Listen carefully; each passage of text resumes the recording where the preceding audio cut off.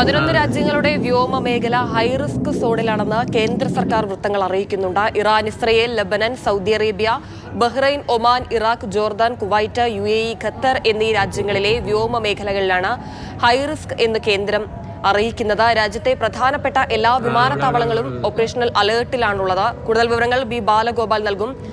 ബാലു, വലിയ ആശങ്ക ഇന്ത്യയെ സംബന്ധിച്ചിടത്തോളം ഉണ്ട്. ഈ പറയുന്ന എല്ലായിടത്തും അതേ ഇന്ത്യൻ പൗരന്മാരുള്ളതാണ്.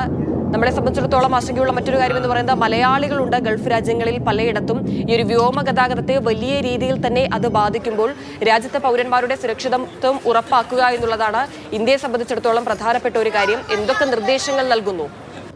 ഹിമ, ഈ മിഡിൽ ഈസ്റ്റിലെ പ്രത്യേകിച്ച് ഗൾഫ് മേഖലയിലെ ഇപ്പോഴത്തെ ഈ സാഹചര്യങ്ങളെ സംബന്ധിച്ച് വളരെ സൂക്ഷ്മമായാണ് കേന്ദ്ര സർക്കാർ നിരീക്ഷിച്ചു വരുന്നത്.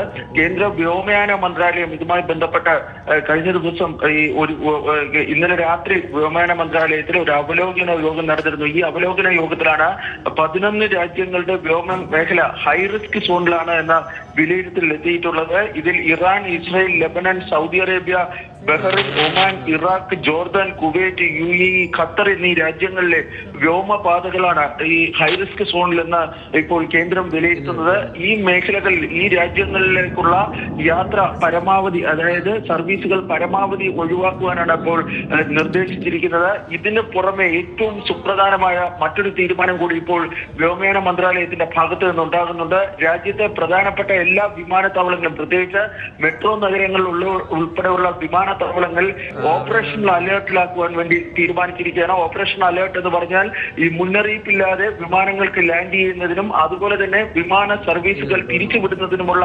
സൗകര്യങ്ങൾ അങ്ങനെ വരികയാണെങ്കിൽ അവിടെ യാത്രക്കാർക്ക് നൽകേണ്ട സൗകര്യങ്ങൾ, ഇതുമായി ബന്ധപ്പെട്ടാണ് ഈ ഓപ്പറേഷൻ അലേർട്ടിൽ രാജ്യത്തെ പ്രധാനപ്പെട്ട എല്ലാ വിമാനത്താവളങ്ങളെയും ആക്കാൻ വേണ്ടി ഇപ്പോൾ ഈ കേന്ദ്ര സിവിൽ വ്യോമയാന മന്ത്രാലയം തീരുമാനിച്ചിരിക്കുന്നത്. ഹിമ നേരത്തെ ചോദിച്ചതുപോലെ തന്നെ പ്രവാസികളായ മലയാളികൾ ഉൾപ്പെടെയുള്ളവരുടെ സുരക്ഷ സംബന്ധിച്ചുള്ള ആശങ്കകൾ കഴിഞ്ഞ ദിവസങ്ങളിൽ, അതായത് ഇന്നലെ തന്നെ ഈ കേരളത്തിൽ നിന്നുള്ള MP-മാർ, അതുപോലെ തന്നെ മുഖ്യമന്ത്രി, പ്രതിപക്ഷ നേതാവ് എന്നിവരൊക്കെ കേന്ദ്ര സർക്കാരിന്റെ ശ്രദ്ധയിൽപ്പെടുത്തിയിട്ടുണ്ട്. പക്ഷേ നിലവിൽ ഇവാക്യുവേഷനെ സംബന്ധിച്ചുള്ള വിവരങ്ങൾ ഒന്നും തന്നെ സർക്കാർ വിടുന്നില്ല. കാരണം സർക്കാർ ഔദ്യോഗികമായി തീരുമാനിച്ചിട്ടില്ല. പക്ഷേ ഏറ്റവും പ്രധാനപ്പെട്ട കാര്യം, ഗൾഫ് രാജ്യങ്ങളിലെ വിദേശകാര്യമന്ത്രിമാരുമായി കേന്ദ്ര വിദേശകാര്യമന്ത്രി ഡോക്ടർ S. ജയശങ്കർ ആശയവിനിമയം തുടങ്ങിയിരിക്കുകയാണ്. ഇതിന്റെ ഭാഗമായി ഈ സൗദി വിദേശകാര്യമന്ത്രിയുമായി അദ്ദേഹം സംസാരിക്കുകയുണ്ടായി.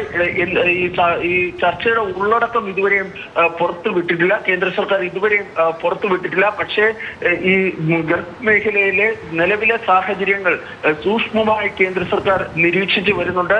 ഞാൻ നേരത്തെ പറഞ്ഞതുപോലെ തന്നെ ഇവാക്യുവേഷനെ സംബന്ധിച്ചുള്ള ഒരു ഔദ്യോഗികമായ ഏതെങ്കിലും തരത്തിലുള്ള അറിയിപ്പ് നമ്മളെ സംബന്ധിച്ച് ഇതുവരെയും ലഭ്യമായിട്ടില്ല.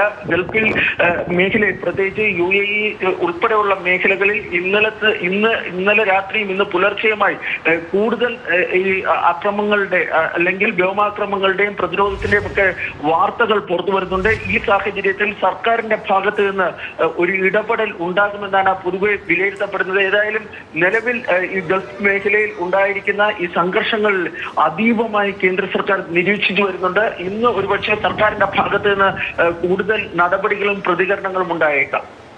തീർച്ചയായും ബാലു സൂചിപ്പിച്ചതുപോലെ തന്നെ നിലവിലെ ഒരു സാഹചര്യത്തിൽ ഈ ഒരു യുദ്ധഭീതിയുടെ അവസ്ഥയിൽ ഒഴിപ്പിക്കൽ നടപടികൾ ഇറാനിൽ നിന്നോ ഇസ്രായേലിൽ നിന്നോ ഗൾഫ് രാജ്യങ്ങളിൽ നിന്നോ സാധ്യമല്ല എന്നുള്ളതാണ്.